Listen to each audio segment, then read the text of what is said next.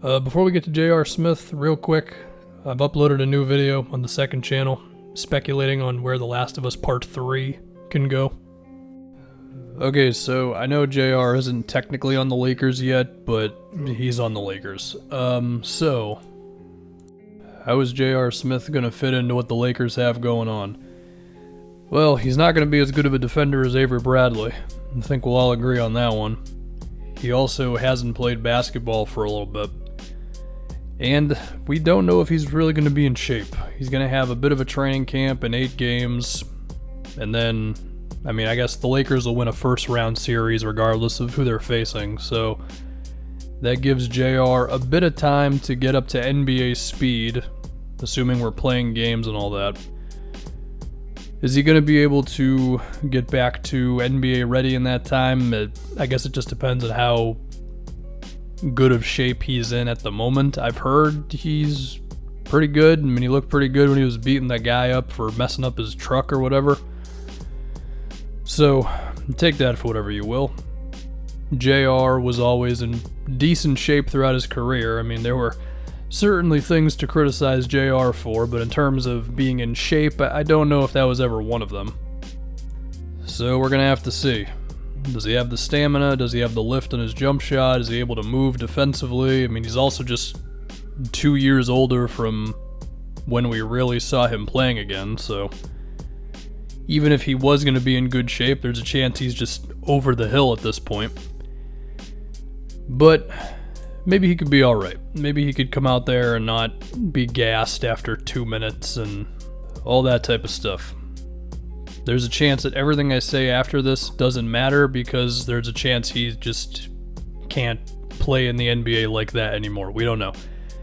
But if we're going to give him the benefit of the doubt that he can, then we talk about JR the player a little bit more. So, JR in the postseason, the last 4 years, really good from 3. In those 4 years, on average, probably about 6 attempts a game from outside, and we'll say he's probably in the low 40s. He did shoot 50% from 3 in 2017 in 18 games. And I know he gets crapped on for his Game 1 blunder against the Warriors, which he deserves. But he did shoot 37% on 5 threes a game the last time we saw him. So JR has never been afraid of the moment. And that's the hope, that he can step in for the Lakers and make threes. And I think when you look at this roster of guys who can make shots but aren't really shooters, especially because Danny Green is not as good as he's been, we'll say that. JR might be the one real shooter on this team to play off of LeBron and AD if JR can get back to what he was. Because everybody else like Caruso and KCP and Dion Waiters and Kuzma on a good day and Marcus Morris, again, these guys can make an open 3. Danny Green in here as well. They can make open 3s, but can any of them have 2 games in a playoff series where they go 5 for 10 from outside? I don't know. Danny Green at one time, yeah, and that's kind of it. If you wanted to make the case for Dion, we've seen him go through some hot stretches, but to me, JR would be the one guy who can do that more than once in a playoff series.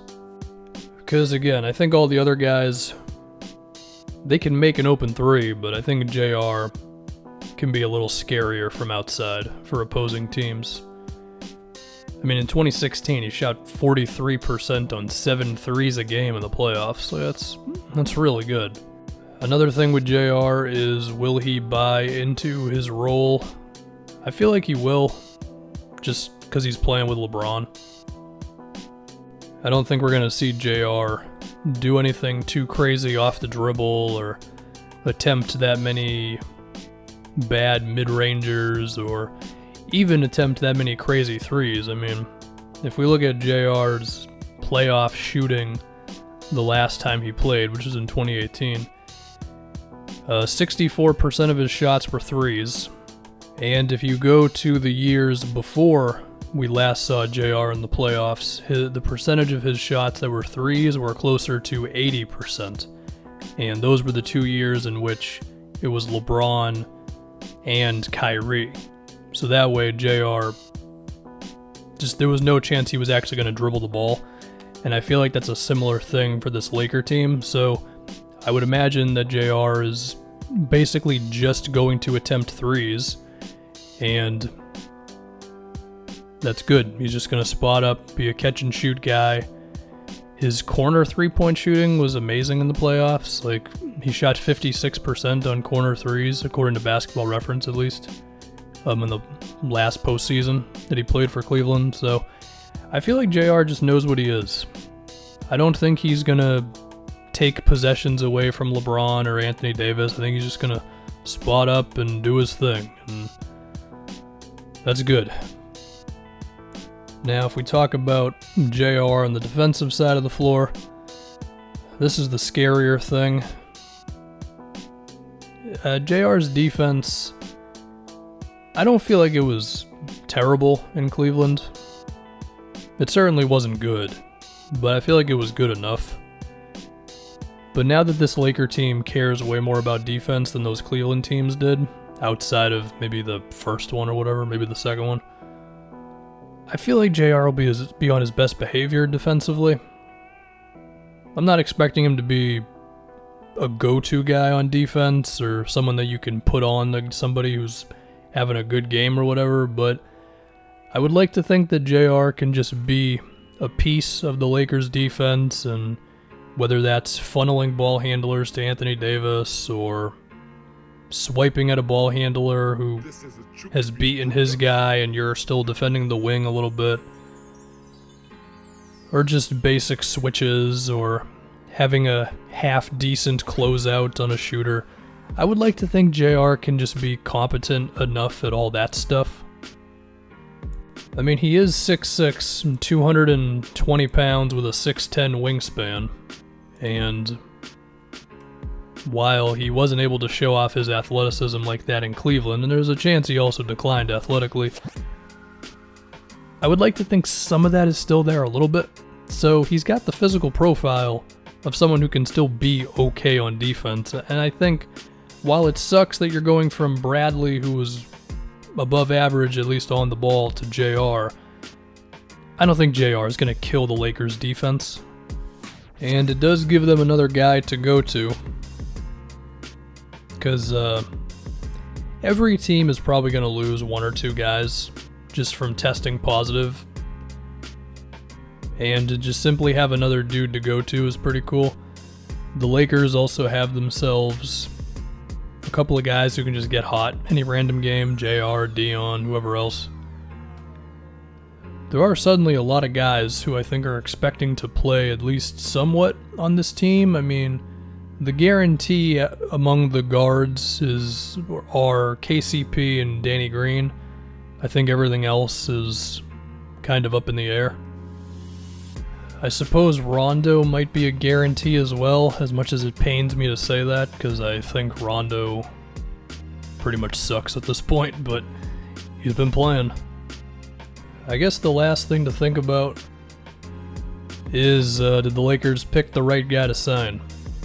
Well, there is already a connection between JR and LeBron, and that probably matters because we see some guys not know how to play off of LeBron. JR was pretty okay with it. I guess two recent examples of that not going well would be Brandon Ingram and Rodney Hood. Although Ingram came alive a little bit at some point, you know what I mean though. And I wouldn't be shocked to learn if that was pretty much the lone reason, because it's not like any of the free agents available are guaranteed to be good. I mean, I keep talking about Allen Crabbe, but the dude fell off as a shooter this season. Jamal Crawford, old as hell and was never really a spot-up guy. So, if you had to pick one for the sake of the Lakers, I guess it made sense that it would be JR. Now, a couple other guys, Joe Johnson, no. Isaiah Thomas, no. Ryan Anderson, no. Gerald Green or Shumpert, I guess you could have talked yourselves into either one of them. Shump has played with LeBron. Gerald Green would probably be fine with playing off of LeBron because Green just stood there watching James Harden. But the Lakers went with JR. Gerald Green is still kind of interesting. I feel like he and JR are in similar things, but at least Gerald Green played last year. I mean, JR played 11 games. I mean, J.R. Smith has basically not played in 2 seasons. Whereas with Green, he hasn't played in 1 year. I don't know. We'll see if anything happens with Gerald Green, but JR is a Laker. How do we project his minutes? I don't know, maybe 10 to 15 or something. If he plays good, more. If he doesn't play good, and then less. So yeah, that's all I got on Earl Smith. Earl Smith III.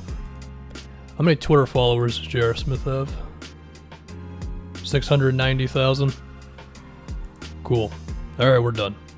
And then once again, second channel, Last of Us Part 3 stuff. And that's it.